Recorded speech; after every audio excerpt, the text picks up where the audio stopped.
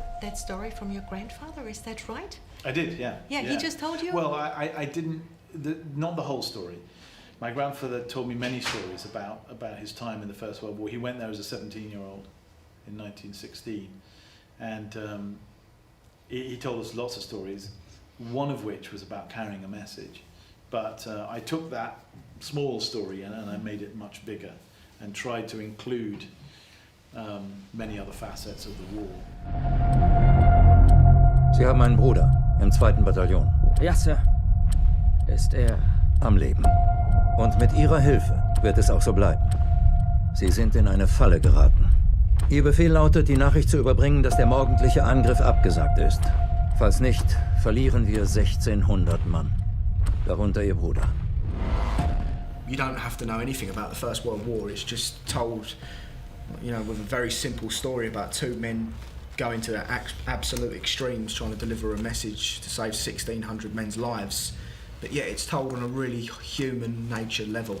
The scale of the loss of life is kind of unfathomable. You know, the numbers, it's hard to register that emotionally. You know, you can register it as numbers, but that's what this film does is there's a wonderful big and small to the film all the time. There's the kind of small and the big level kind of running in tandem always. And I think you can only, like life and all the big stuff, you can only understand through your own experience. So you actually see everything through quite a narrow window.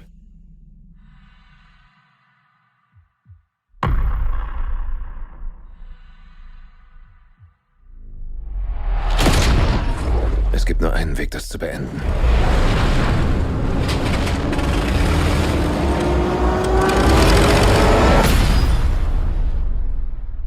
Kämpfen bis zum letzten Mann. You put the spectator right in the middle of anything that has happened because of your camera work. I mean, how amazing was that? It was just like the third man. That is exactly why I did it, to put you in the middle of it.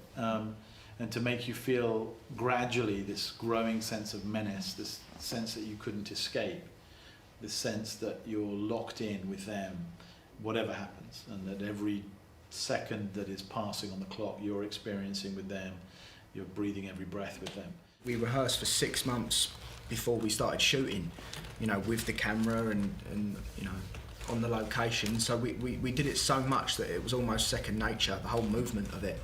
So, you know, if you'd be in the middle of a scene and you felt that, you know, the camera hasn't come round quick enough, you think, oh, okay, I'm going to turn my body a little bit slightly so they can see my next line. And it's just stuff that you do unconsciously rather than having to think about it.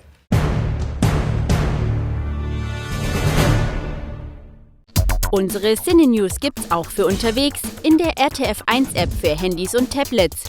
RTF1. Wissen, was im Kino läuft.